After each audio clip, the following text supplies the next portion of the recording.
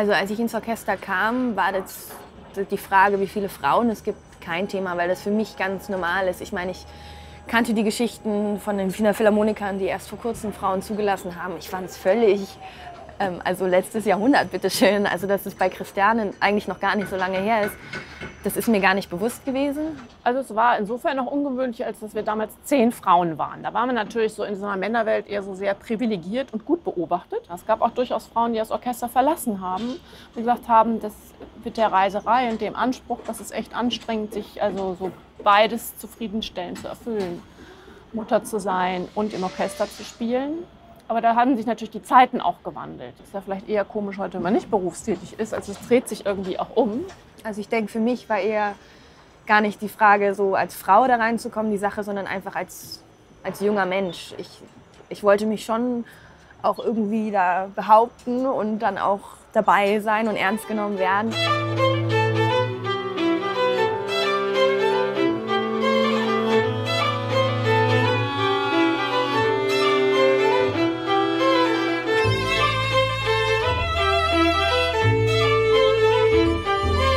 Also was sicherlich auch anders war, ist heute, wenn man in ein Orchester geht, man das ja sozusagen digital vorher schon kennenlernen kann. Also es gibt YouTube, man kann sich alle Aufnahmen angucken, man kann gucken, was es musikalisch macht. Es gibt Reiseberichte und Twitter und Instagram und so. Jetzt sieht man uns in allen möglichen Situationen, eben nicht nur im Konzert, sondern jetzt lernen uns die Leute auch kennen, so ein bisschen Backstage mit den ganzen Fotos, die immer auf Facebook irgendwie zu sehen sind. Im Konzert sieht man uns ja immer in Konzertkleidung, also Frack und Abendkleid und so ganz elegant, aber es ist auch gut zu wissen, dass da auch lustige Leute irgendwie dahinter stecken und nette Leute.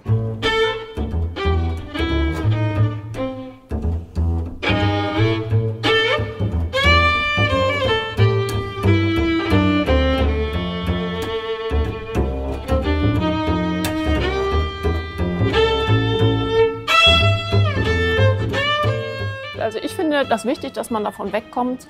Wir sind so ein elitäres Orchester und das klassische Publikum sitzt da drüben und es ist wie so eine gläserne Wand dazwischen. Jetzt ist man ist einfach mehr im Gespräch und ich kann das auch verstehen, dass die Leute sich dafür interessieren. Und das finde ich eigentlich ganz gut, weil die gehen ja live ins Konzert und ja, sehen uns über Jahre und verfolgen das immer so mit, werden mit uns älter sozusagen. Musik ist nicht nur so steif. Musiker sind nicht nur steif und das ist auch viel Emotion dahinter und viel Leben. Viele Leute wissen es auch gar nicht, wie es hinter der Bühne aussieht, wie beengt das oft ist. Was weiß ich, wenn dann irgendein Tubist vor seiner Tubakiste sitzt, da eng umschlungen noch üben muss oder die Geiger in einer Ecke stehen. Das Publikum ist ja nie Backstage. Wenn die manchmal mitkommen, staunen die auch immer, dass man sich eigentlich in keinem Konzertsaal dieser Welt Backstage irgendwie zurechtfindet, weil das immer total schlecht ausgeschildert ist. Alle Wände gleich, nicht bunt, gar nichts. Extrem nüchtern, also sehr ernüchternd. Man kommt da oft so erfüllt von der Bühne und ist noch irgendwie in ganz anderen Sphären und dann machst du eine Eisentür nach der anderen aus und denkst, verdammt nochmal, wo war denn hier die Garderobe?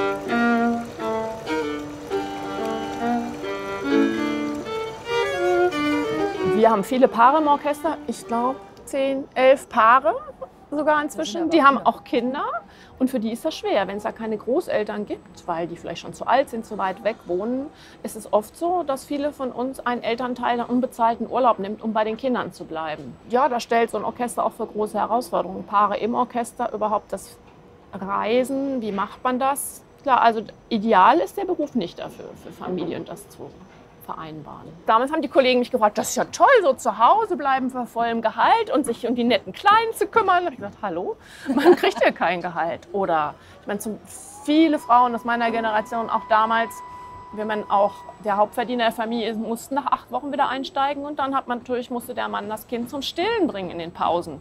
Das ist alles nicht so einfach, weil Kinder trinken dann, wann sie Lust haben und nicht gerade um 11:30 Uhr, wann Pause ist. Und da ist man auch ganz schön gestresst als Mutter. Ich wollte Sicherheit auf jeden Fall haben. Ich wollte jetzt nicht freiberuflich sein. Für mich ist das irgendwie zu viel Stress. Und da ist man noch mal mehr unterwegs. Und da ist man auf der einen Seite super flexibel und man macht immer neue Sachen und bleibt irgendwie so dabei.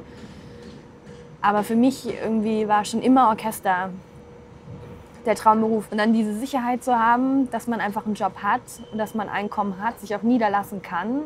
Und dann so mit Kindern und so, da habe ich mir dann keine Gedanken gemacht, weil ich dachte, das klappt dann schon irgendwie. Und also im Idealfall, wenn man zu zweit ist. Also aber so eine konkrete Planung ist das nicht. Wir fangen nee, das man ja irgendwie kann mit auch 14, gar nicht. 15 schon an. Man kann ja auch gar nicht planen. Und auch wenn man ins Orchester will, kann es sein, dass es aber irgendwie nicht so kommt und dass man dann doch freiberuflich das Leben irgendwie gestaltet.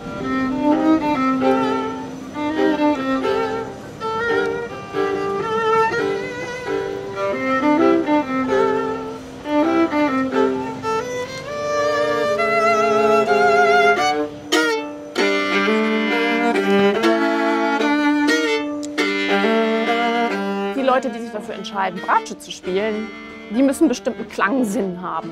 Mehr Klang als Brillanz eigentlich. Also Ja, als Bratsche hat man vielleicht immer so ein bisschen Charakter eher des Vermittelnden vielleicht. harmoniebedürftig. Harmoniebedürftig, ja. Und auch so beobachtend und so, weil man eine Zeit hat. Ist nicht, also es ist unbestritten. Erste Geige spielen im Orchester ist wahnsinnig schwer. Das muss man auch unglaublich üben. Ich habe zuerst auch Geige gespielt, aber dann war ich im Jugendorchester und es gab nicht genügend Bratschen. Und dann habe ich gesagt, ja, ich würde es ausprobieren. Und es war das beste Orchesterprojekt, das ich je hatte. Und es hat mir so viel Spaß gemacht, plötzlich zu üben auch und zu spielen. Ja, ich habe auch erst Geige gespielt, aber nur so bis 10 oder so. Und ich weiß nur, dass ich meine Geige, glaube ich, immer geputzt habe und schlafen gelegt habe. Also irgendwie wie eine Puppe behandelt. Hat mich aber eigentlich nicht interessiert mit dem Geigespielen. Und dann habe ich eine Bratsche in die Hand gekriegt und irgendwie hat mich einfach dieser Klang fasziniert. Ich konnte mich mehr damit identifizieren. Offensichtlich konnte ich mich damit auch sofort besser ausdrücken und habe mich da wiederfinden können. Und die haben auch das Klischee, dass sie entspannt sind, die Bratschis. Ja. Deswegen sind eigentlich Leute, die machen zwar Witze, aber sind eigentlich gerne Gesellschaft von Bratschisten, weil die eigentlich immer ganz locker sind. So.